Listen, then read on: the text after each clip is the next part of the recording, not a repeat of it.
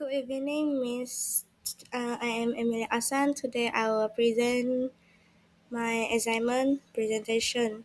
So I'm taking this. My subject code is CLE 4144 and it is effective play and learning space in early childhood education. So my name is Amylia Asan and my student ID is SCSWK2400461. So now I will go for the introduction. So effective play and learning spaces in early childhood education are environments thoughtfully designed to support the children's holistic development. So this space encourages exploration, creativity, and meaningful engagement. They serve as the foundation for physical, cognitive, emotional, and social growth. So the purpose of this is to learning space are essential in fostering children's independence, imagination, and collaboration. So next, the description of actual early childhood setting. So the name of the setting will be MRC Kids Property. It is at the suburban area, and actually it's my teaching school actually, and it is a private preschool. So there are many approaches that I have studied, but the one that I chose Regio Emilia approach and play-based learning approach. So for the approach one, which is Regio Emilia approach, is originally from in Italy, and it focuses on the child as capable, curious, and competent, and the environment is acts as the third teacher, and it also emphasizes the natural-like aesthetic, open spaces, and the loose park. So the children learn through the projects and collaboration. And for the approach two, which is play-based learning approach, it emphasizes the learning through play, and it focuses on the child's interests and self-guided activities. So the teachers facilitate rather than instruct, and their areas are set out with purposeful toys, blocks, and books. So the comparison table, I have done the comparison table is for the actual setting, regional Emilia approach, and the play-based learning. So for the practice, from the aspect of practice, for the actual setting, the mostly teacher lead and the structure schedule. For the geo, it imagines the curriculum and the project base. For the play-based learning, it balance of the child initiate and guide play. For the learning space environment and arrangement for the actual setting, we are having fixed tables and chair. And for Reggio Emilia, it is flexible, natural, and child centered. And for the play-based learning, the zone will kind of dramatic play and a lot of blocks. And for the learning materials, for the actual setting, we are using plastic toys or the books. But for the Reggio Emilia, it used the recycled, natural, and the loose park. And for the play-based learning, using the books, blocks, and the puzzles. So the learning space ratio for the actual setting is 1:12. 1 per 12, 1 to 12. So for the Reggio Emilia is small groups and high access accessibility. And for the play-based learning, it's a mixed size based on the activities. So the outlook, which is lightning, color, and flooring. So for the actual setting is bright lights, colorful wall, and the wooden floors. For the Reggio Emilia, it requires the natural lights, soft tones, and wooden floors. And for the play-based learning, it's using the bright and warm tones, soft flooring, flowering, flooring. So the theoretical support af- after I've done that, there are some theoretical support that can support for this assignment. So, for example, Jean Piaget, children construct knowledge actively, Lev Vygotsky, It says that social interaction and scaffolding are the key. And Montessori said, prepared environment encourage independence.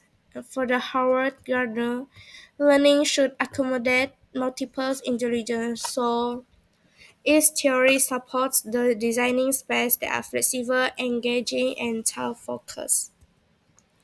So, excuse me. So, reflection on developmental support for the aspect of physical, it can encourage them to do outdoor play area and do the gross motor tools for the cognitive. For example, playing the contraction toys and social emotional. They'll be like sit in a group, or maybe well in the classroom they will be told what is the classroom rules. And for the language and the communication, it can improve from the aspect of storytelling, or when they are sitting at the reading corners or reading area. So of course every school need to have a safety measure in their learning space. So at here that they have the sanitize the toys and the tools. They are always touched by the kid, always play by the kid. And then the emergency exit are receiver at the door, at the class, everywhere in the school.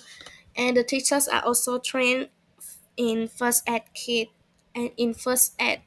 So this to prevent if have any case happen, they can at least help the children first. Like if the children are injured, they can help to clean the wound first. Then if the serious is the case is serious, we'll need to refer the need parents to refer to the doctor and the clinic.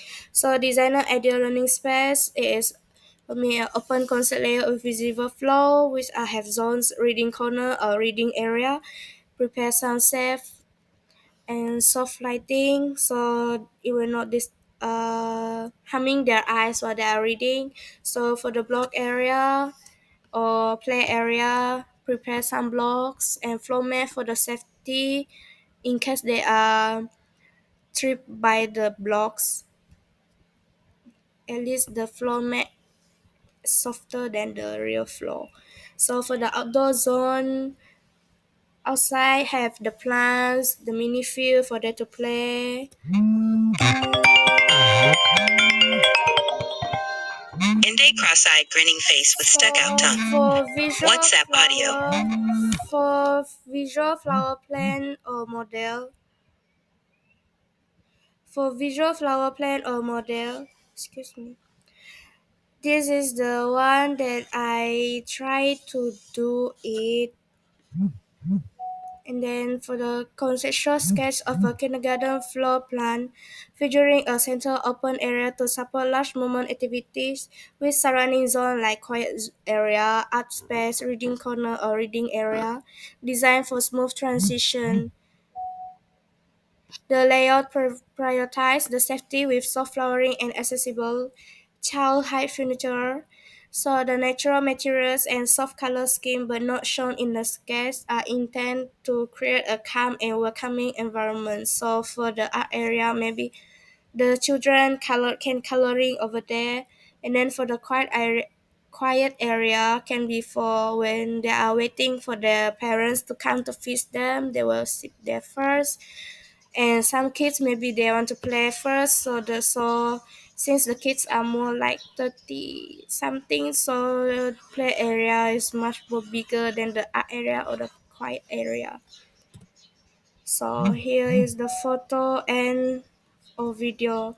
So for the first photo, this is their activity, the garden, mini garden, their mini garden. So the next activity is they are, this is in their own class, they have their reading, they have reading area that for their own self. And the last one, this is our event activity, school event activity. We have the toys here, block toys. So this is the this is the video uh, Milligan. So the conclusion is this report has explored how different learning environment and educational approaches influence children's development by comparing an actual preschool setting with school